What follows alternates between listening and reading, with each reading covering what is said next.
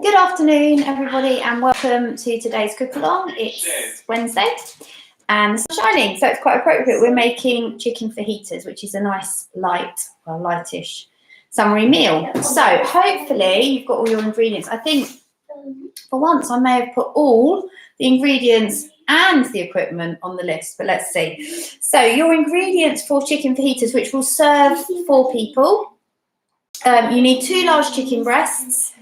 What else do we need? A red onion. I've not got my red onion out. I always forget something. My glamorous assistant is going to rummage in the fridge and find me a red onion, please.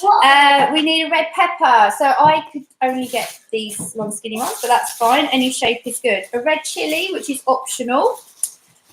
We need some smoked paprika, some ground cumin and some ground coriander, which is going to give it some delicious flavour. We also need 2 garlic cloves, some olive oil, lime, and lime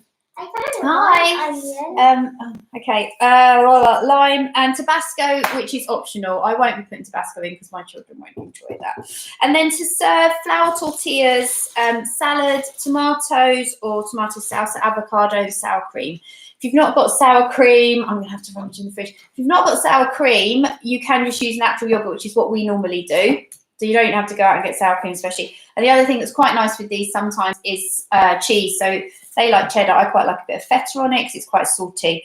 Freya's going to take you through the equipment list while I find the red onion. If you just read the list, darling. You need 2 chopping boards, 2 cutting knives, measuring spoons, garlic crusher, frying pan, 4 small serving bowls, 1 large serving bowl, and a spoon.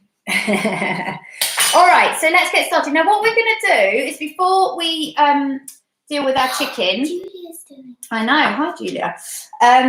Before we deal with our chicken, because once you've touched raw meat, be it chicken or beef or lamb, whatever, you need to go and wash your hands because of the bacteria that's on the meat when it's raw. So what we're going to do is try and prepare everything else, and then we'll cut the chicken. And then we won't be backwards and forwards with washing our hands and making the balls dirty. So first thing we're going to do is prepare the vegetables for our fajitas. So take your chopping board and take a knife. You can do the chopping, yeah. So first thing we're going to do is chop our pepper. So to prepare the pepper, it's a different kind of pepper. It's a long one. I think they're called Romanos. You just cut off, you've got this end with the stalk. You just cut that off. I'm just making sure, yeah, it's all visible. And then you take your pepper and you cut along the middle so that you end up with 2 halves of pepper, like that. And then just remove the bit in the middle that's got the pips. Yeah, the pips, they're not pips, are they? They're seeds. And then all you want to do is cut your, rubbish there. Get any of the seeds out that are lurking. And then you just want to cut your pepper into thin strips. Now, because ours is long, I'm going to cut ours in half first. Otherwise, the strips are going to be too long. And then just cut them into strips like that. Okay? So if you do that with your pepper to start with. I love pepper. I've never tried this romantic pepper. Not romesco, that's the type of sauce. Anyway, they were the only ones I could get today. And now veg box only had green peppers in. Which doesn't really matter, to be honest. If you couldn't get a red pepper, you could use yellow, you could use orange, or you could use green. Green's just really not quite as sweet. Exactly. This is why I'm not using the green, because they moan. I don't moan that much, I think that I just prefer normal pepper. Okay. Well, red and orange. Right, okay. Keep going, yeah? I don't moan that much about it. No. Well, we all like different things, don't we? That's the thing. That's what's quite good with fajitas is that we're using chicken in ours today. You could make beef. You can make just vegetable fajitas. So you can choose what you want to put in there. Are those the ones that you cook in the oven with melted cheese? No, they are burritos. So fajitas are fun because you make them up yourself at the table. So that's why we're making lots of bits to go with them as well. What? Those ones that you like? Okay, oh, I love these ones. All right, let's chop that one in half. So everyone keep going with their peppers. I'll do it. I'll pay attention. And just watch your fingers, obviously, when you're using the knife. I'm very qualified. Don't want to lose any fingers, do we? Mummy's super qualified. Supercalifragilistic qualified. Okay, that's it.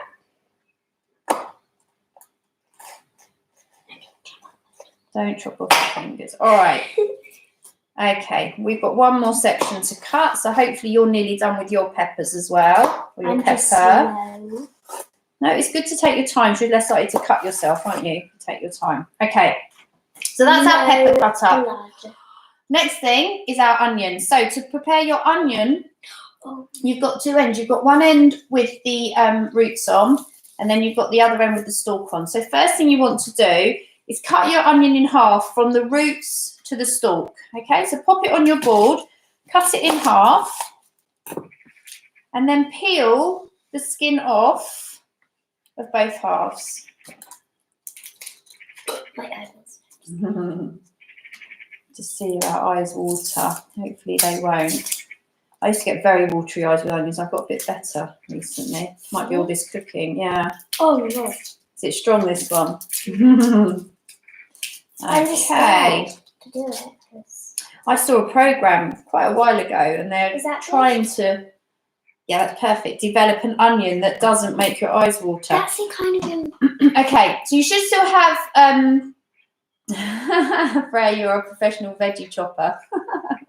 So you should still have your root attached on your stalk. So first thing to do, I'll do one half and then Freya can do the other, is chop off the bit with the stalk, because we don't want that. Put that in your rubbish pile. Then we're going to cut from the root to where you've cut the stalk off. But what you want to do is not cut right down to the root. You want to keep the root attached, and I'll show you why in a minute. So it's a little bit fiddly. What am I doing? We're not chopping today. Right, we'll do it this way anyway, because it's still easier. What? We're slicing, we're not chopping. I'm so used to dicing. Slicing and dicing. Right, okay. Oh, marinating. You know what I'm doing. So when you've done that, look, you've got like a little fan. Not good. You've got all your slices. Then what you need to do, let me just finish off. This is when you now cut your stalk off, your root off, because that means you've then got all individual pieces of onion, which is what you want. Can you see that? But you've done it without risking your fingers. So Freya's going to do our other half. Lovely. Wait, how's the non-eye-watering onion? It's all. I don't know how they're getting on with it. So whatever is in an onion that makes your eyes water, they're trying to develop. Did you know if you chopped onions do that. underwater, your eyes would water? Well, no, it's true. Yeah, but it'd be really hard to chop them underwater, wouldn't it? Can you imagine? That's why people don't do it. There's all sorts of things they say, isn't there? No, but it is true because then the fumes are in the water and the other fish die. Because they don't. Other fish die. Yeah, because it goes into their eyes instead of ours. What, if you were cutting it in the sea? Yeah. It's probably not true, but that's what I made up. I like that. Okay, right. So we'll just break our onion into bits. But that bits. does mean that then when they drink their water, it's seasoned. Ah. Right, next thing we're going to do is make up our marinade. So I didn't put this on the ingredients list because I always forget something. It wouldn't be a cook along if I remembered everything. You need a mixing bowl. You could use your serving. Did I? No. Oh. You could use your serving bowl if you haven't got a mixing bowl handy, but if you can go and run and grab a mixing bowl, go and do that now. Okay, so to make our marinade, we need to mix together our spices. So if you remember, we've got sweet smoked paprika. If you've only got standard paprika, that's fine. If you haven't got paprika, you could use a little bit of chili. We've got ground cumin and we've got ground coriander. So in terms of measurements, you need to grab your teaspoon measure. And we're going to measure out, no, you need to, your teaspoon measure and your tablespoon measure. Yes, you can. So with the teaspoon measure, we need a teaspoon of the smoked paprika. Paprika. So 1 teaspoon of smoked paprika in the bowl, yeah? Lovely. Is that strong? We're going to have a tablespoon. So now we need our bigger spoon. A tablespoon of the ground coriander. We have to pour it in, I think. Or should we spoon it out with the little spoon? Oh, why is it Now, when you're measuring things out onto spoons, don't do it over your main bowl, because if you spill it and put too much in, then it all goes everywhere.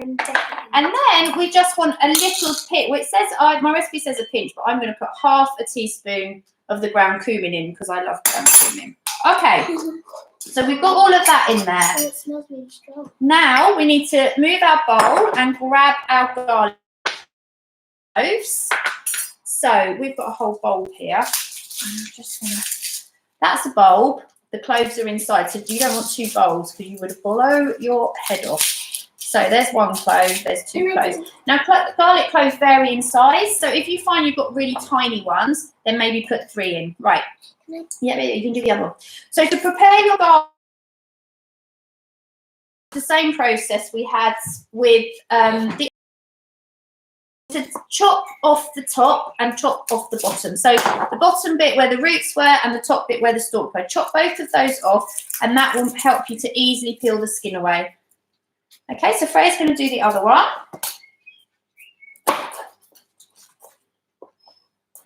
Hello, Teddy. And always try and make sure you keep your chopping board clean. So any bits of peel, don't put them on your board unless you're Freya and you've got someone that just picks them up after you. But put them to one side, because if you leave them on your board, then you're going to end up with them potentially in your food, which is not great. Okay, how are you doing there?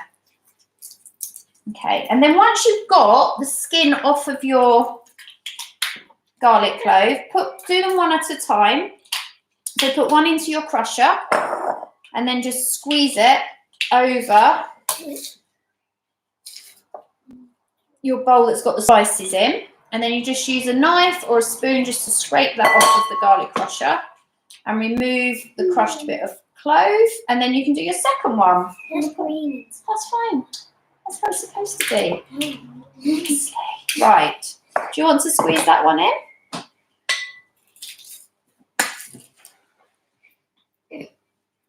Oh, I've got all muscles. Do you want me to have a little squeeze? We've got two crushers. We've got one that crushes really well but is really hard. And we've got another one that's easy to use but just doesn't get as much out. It's the old one. I don't use it very often. Can I see it? Oh.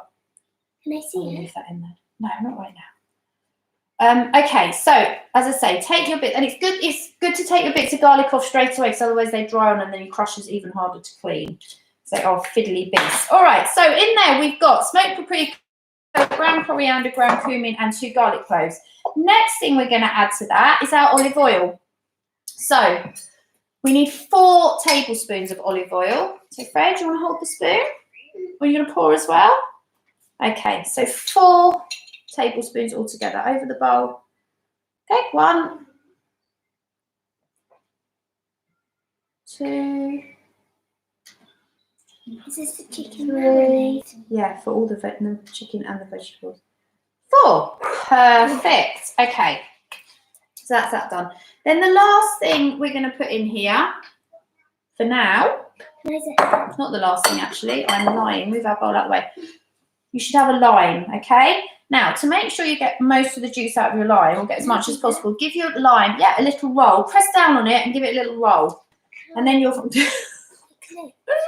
And then you'll find when you cut it in half and squeeze it, you'll get more juice out of it. So just take your lime and squeeze that into your bowl.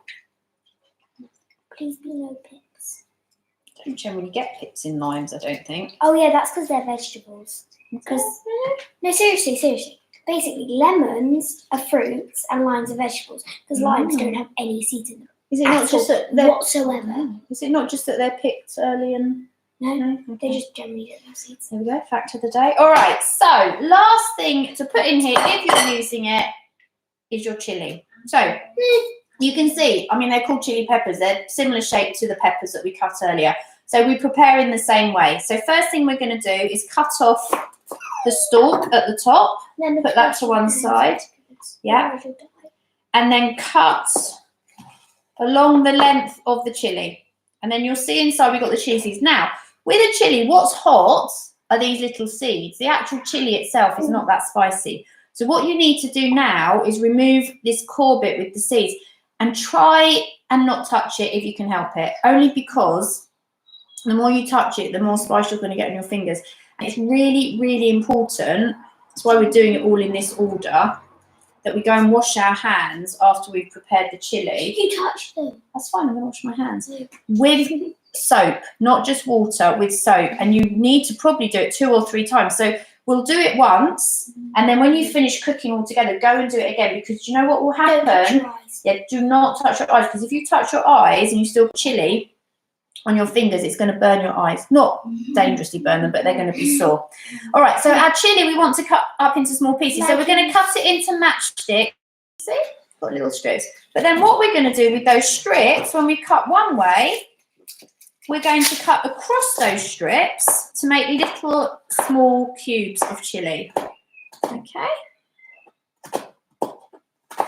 So the reason I said optional, yeah, I said optional is because not everybody likes chili. But to be honest, like I say, if you remove the seeds, it's really not that spicy. So you'll be fine with it. Okay. That's perfect. And then we'll just chop the other way. Apologies if you're not using chili and you're waiting for me. As quick as I can. Okay. So that is it. All right, so we're going to put that chili into our mixing bowl. So there we go. In it goes. All right. And then we are going to give it a stir. So you just want to give that a good stir and mix everything up together.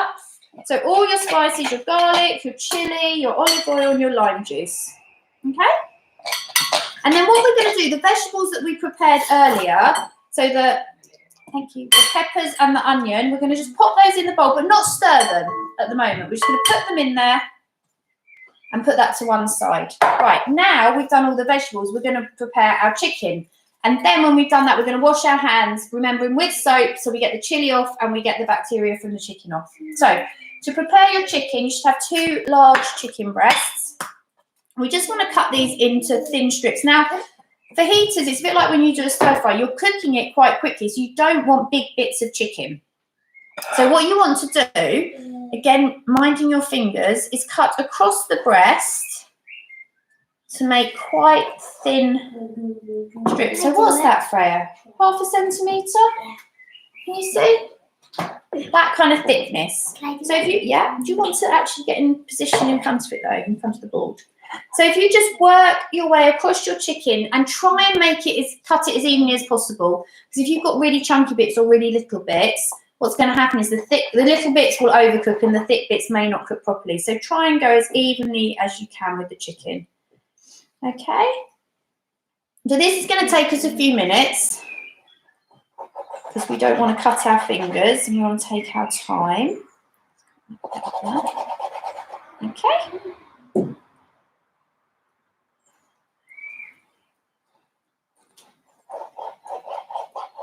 All right.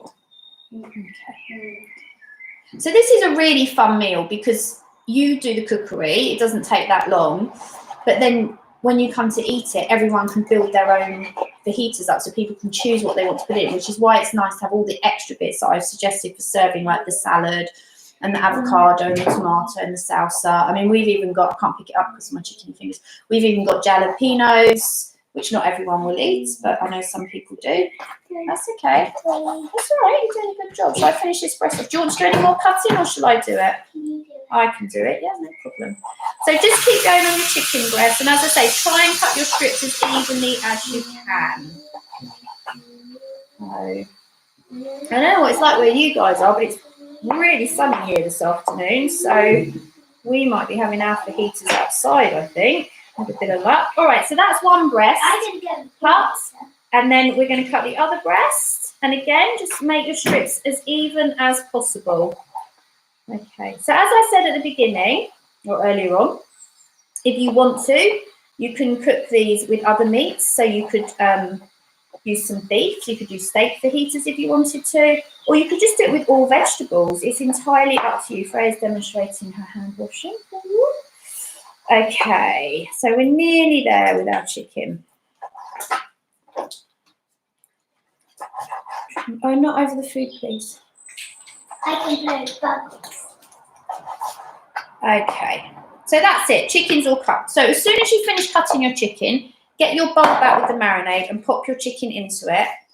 And now is when we're going to stir it because we've got all the ingredients in there. So we just give everything a really good stir, and we want to coat as much as possible with our marinade.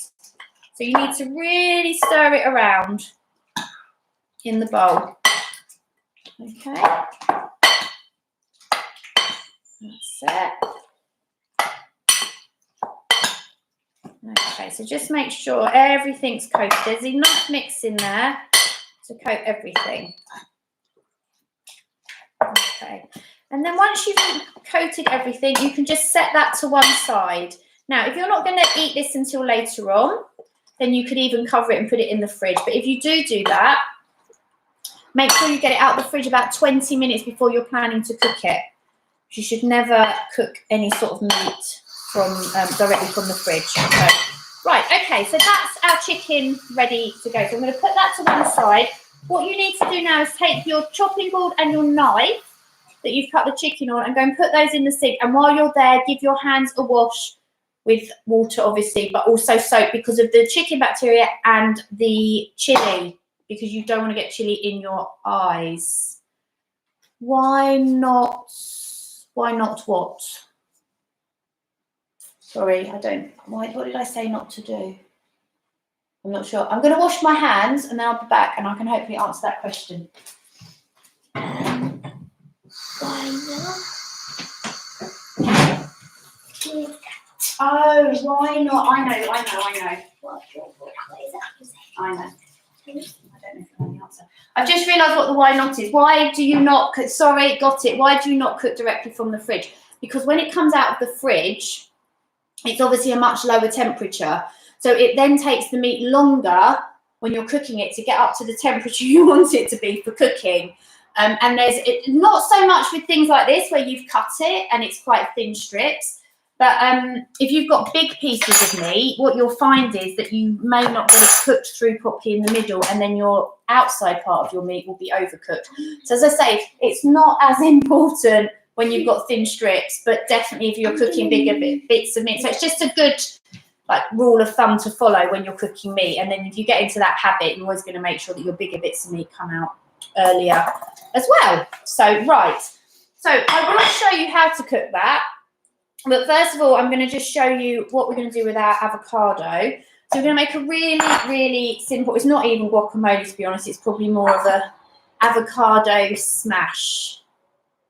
So all you need to do, if you've got an avocado, if you've not prepared one of those before, you just cut down and around. There's a big stone, I'm sure you'll know this is a big stone in the middle. So you need to cut around the stone, being very you and then give it a twist like that, and you get the two halves. The easiest way to get your stone out of your avocado, you have to be super careful with this, and if you're doing this, put it on the board, okay? So it's less likely to rock around. You get your knife, probably not one as big as mine, and you just bang your knife into your stone. Can you see? Give it a little twist, and out it comes. Easy peasy. So, Frey, would you like to peel the avocados for me, please? So peel your avocados. You could also spoon hypothetically. Mm-hmm. It's a lot easier. And funny. So if you were making a traditional guacamole, you would have lime juice, coriander, maybe a little bit of chili, some tomato in there. So we're doing a sort of quick and easy one that didn't need lots of extra ingredients. But just you're to going try to put and... lime in, right? Well, we've got some lime, so yeah, we're going to put a little bit of lime in. Now, the reason we're going to put lime on our avocado is that they do, a bit like apples. When you cut an apple and it's exposed to the air, it goes brown. So if you've got a little bit of lime juice left in your lime that you used earlier, you can squeeze some of that on, or if you've got another lime, or even if you've got a lemon, any of those will be fine to go on. Or if you've got a bottle of squeezy lemon, we use that as well. We've got squeezy lemon and squeezy lime. We have now, haven't we? So, right, so if you peel your avocados, oh look, there's a bit more. So you use up that old pepper. Oh, it's stick that in while you're doing the avocado. You do the avocado, don't worry about me. Okay. Got a bit of old pepper here. We're going to chuck in our fajitas. Don't want to waste anything. That's another thing where these are brilliant. You can just use up what vegetables you've got in the fridge or the freezer. All right, how are we doing with that peeling? Excellent. All right, so once you're all peeled, just take your avocado, cut it in strips. So a bit like we did earlier with the chili, and then turn it around and cut it the other way. Yeah. And then put that into one of your small serving bowls. Okay. Freya's doing the other one.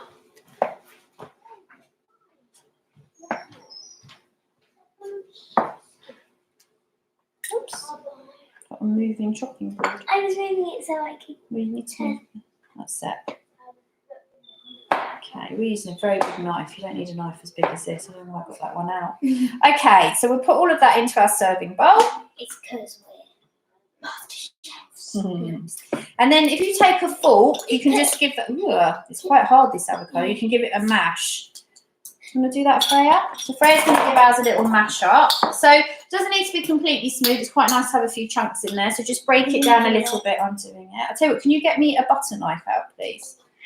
If your avocado is quite hard like ours, I don't know why, it should be a ripe one.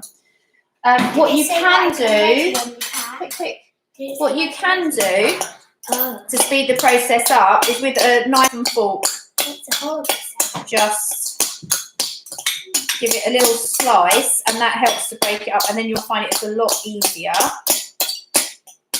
to mash it. Freya, could you get me some tortillas out of the bread box, please? And some foil. Okay, so we'll just chop that up. That really is quite hard. That's a shame. We're going to have very chunky avocado today. All right, so keep mashing yours.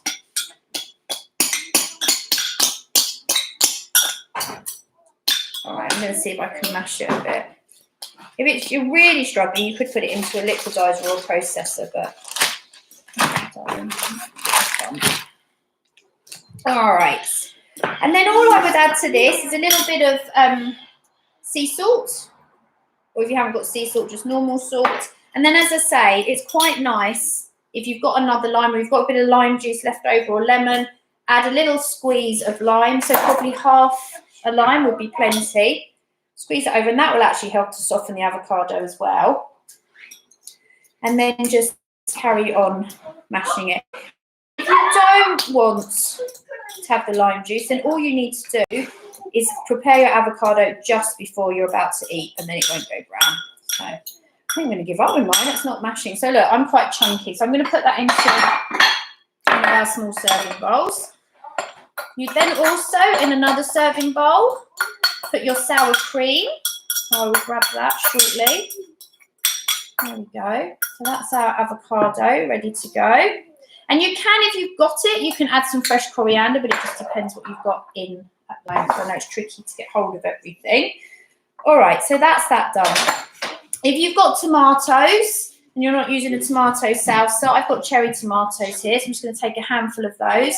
And again, with the cherry tomatoes, we can just quarter those nice and quickly and easily. There we go. And then I don't tend to put much on the tomatoes. Again, if you're into coriander, you can put some coriander on. But this is just a nice little extra topping once you make up your fajita wraps. And it just looks fun on the table to have all. Part of what's nice about this dish is all the different colours that you get with it. All right, just do a couple more tomatoes there. There we go. Whoops. I'm just going to put those into a little dish ready to go. And again, I would put a tiny bit of salt, so a little sprinkling of salt on them, and maybe some pepper. So that's dish number 2 ready. All right, so last thing I'm going to show you, like I said earlier, we've also got some jalapenos, so I'm going to put those out on a little plate for anybody that wants a jalapeno. I'll fish a few of those out. So last thing I'm going to show you in terms of the prep, and then we will go and cook our fajitas. is what to do with your tortillas. So when you are ready, there we go, ready to eat, what you want to do, so just before you start cooking your chicken, is you want to preheat your oven to 200 degrees centigrade. That's 180 on a fan assisted oven, or that would be, I'm rubbish on gas mark 6. And then you just need to get yourself a sheet of foil, quite a large strip like that. Ooh. Rip off your foil. And then if I can get into my tortillas, it doesn't matter whether you're using flour or corn, whatever you fancy. Just lay your tortillas in the foil and then loosely wrap them like that. And then when your oven's warmed up, so while you're cooking your fajitas, just whack those in the oven and they'll warm through, so that by the time you're ready to eat, you've got soft warm tortillas, you've got all your dips, and you've got your mix. So I'm going to have to spin you around now because we need to go over to the hob to do the cooking. But let's do that. So as I said earlier, let's get you in the right position. Hopefully you can see I'll go on the middle burner. So hopefully you can all see that, whichever way you're watching. There we go. So as I said earlier, these are super quick to cook, which is why they're a brilliant midweek meal. So you get your frying pan, you want to put it onto a sort of medium-sized ring because you want quite a bit of heat, you don't want it burning. And then put your heat on full power to start with and grab your olive oil. Okay, so as your pan's warming up, drizzle some olive oil into the pan. You don't need tons because obviously we've got oil in the marinade. So actually you just need a little splash. I've probably been a bit heavy-handed there with our oil. You want to start to warm that oil up, grab yourself a spatula. You'll be able to tell when the oil's getting hot because it will move more freely around the pan.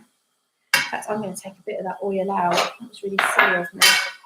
Getting a bit overexcited there. I was chatting. Okay. So yeah, just a little bit of oil in the pan. So let's get up to a nice high heat. And then all you want to do is take your mix, and I would suggest putting half in to start with and seeing how full your pan is. So just pour, if you hear, it's sizzling. So you should get a nice sizzle. Now I would say actually for the size of pan I've got, I can get all the mix in. So if you're using a decent sized frying pan, you'll probably be all right to pop it all in. So tip your mix in, get all the marinade in there as well, and then just use your spatula to spread everything out so it's not all piled up, and then we'll just let that start to cook. Now the reason the heat's quite high is because it's not going to take very long to cook, and we want the chicken to end up a tiny bit crispy on the outside, not super crispy, but we need a high heat to achieve that. So spread everything out so it's nice to spread across the pan like that.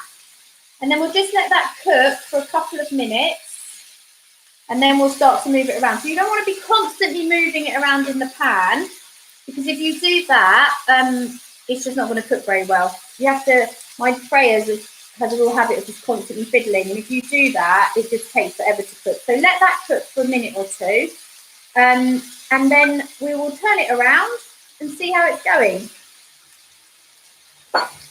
So I'm just going to do we've got a bit of time, I'll just do the ingredients recap for you, just for anyone that's come on now and maybe wonders what on earth we're doing. We're making chicken fajitas with lots of nice things to go on top. And for that, we've used 2 large chicken breasts, 1 red onion, 1 red pepper, a red chilli, which is optional. We've used smoked paprika, ground coriander, ground cumin, garlic, olive oil, and a lime. Okay, so it's not a huge amount of ingredients, it's super simple. As I've said a couple of times before, if you want to do just all vegetables, you can. It's up to you, you can put different meats in. And then to serve it, we're going to have flour tortillas, we're going to have tomatoes chopped up or tomato salsa, avocado, which we've mashed with a bit of lime, and you could add coriander to that as well. And then also sour cream or natural yogurt. And then if you like cheese, you can have a bit of cheese on top as well. And what's really nice is think the better, the more salty cheese, because that's a bit more like the cheese they have in South America. So I'm going to give mine a little turn now. So it's cooking really nicely, it's sizzling. So just start to move it around in the pan, okay?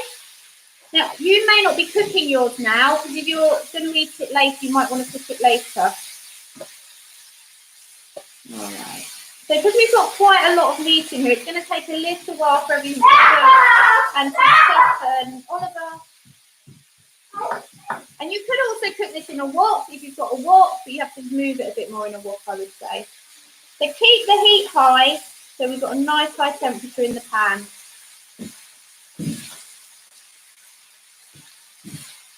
Okay. So if you're cooking this now, but you're planning to eat it later, all you need to do is turn the heat, when it's cooked, turn the heat off, leave it in the pan, and then when you're ready to eat it, you just whack the heat back on and give it a little stir for a couple of minutes, and that'll heat everything through and it'll be lovely. My children are now going crazy outside. I do apologise for the background noise. I might shut the door on them in a minute. So, all right, so let's keep going with this. And we want, obviously, the peppers and the onions to start to soften. Okay. Now, the way you'll know the chicken's cooked, if you're at all worried about whether your chicken is cooked or not, the way to test it is to take a piece out, put it on a plate, and then using a knife and fork, just cut into the middle of it, and you'll be able to see. And if it's still pink, then it's not cooked. Okay, now be careful with these because they shouldn't spit too much, because we're cooking with oil, you may get a little bit of spitting, so just be really careful. Always got to be really sensible when you're using the hog. All right. So these are probably in total going to take, I can't think how long I normally cook them for, probably about 8 minutes to cook, and everything should be done. Your peppers should start to soften, your onions should soften, and your chicken should be cooked. What you don't want to do is have everything really soft. You don't want your peppers to be super soft and your onions to be super soft. It's quite nice to still have a little bit of bite and crunch to them. So keep cooking that away for about 8 minutes. And as I say, if you're worried about the chicken, you can test the chicken by taking a piece off and cutting it. But make sure you use a knife and fork, obviously it's going to be hot, okay? So I'm going to turn the heat off on mine just for now. It's quite noisy. I'll just turn you around here because the light's a bit better this way, I think.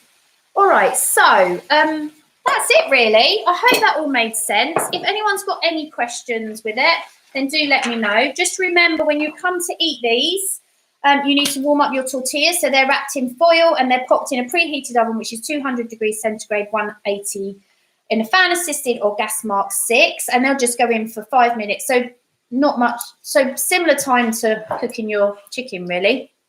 And then you just put it all in nice serving bowls, pop it on the table, and everyone helps themselves. So it's a really fun meal. So that's it. Thank you so much for joining me. I hope you've enjoyed it. I think I've got a few new people today, so welcome and thanks for coming along. Back again on Friday, and on Friday we're making soda bread, which is a good recipe to have because it doesn't need any yeast and it's super quick and easy and delicious. So hopefully you can join me for that then. If you're new to the cook along and you're thinking what on earth are they doing, and you want the ingredients, you can email me rachel@rachelpowerdesign.com and I can send you all of the ingredients for these recipes and what we've got coming up next week. If you want to receive notifications of what's happening, you can subscribe to my YouTube channel, Style Design Create, or you can follow me on Instagram, again, Style Design Create. That's it. Enjoy your sunny afternoon and enjoy your fajitas, and thanks once again for cooking along. Bye.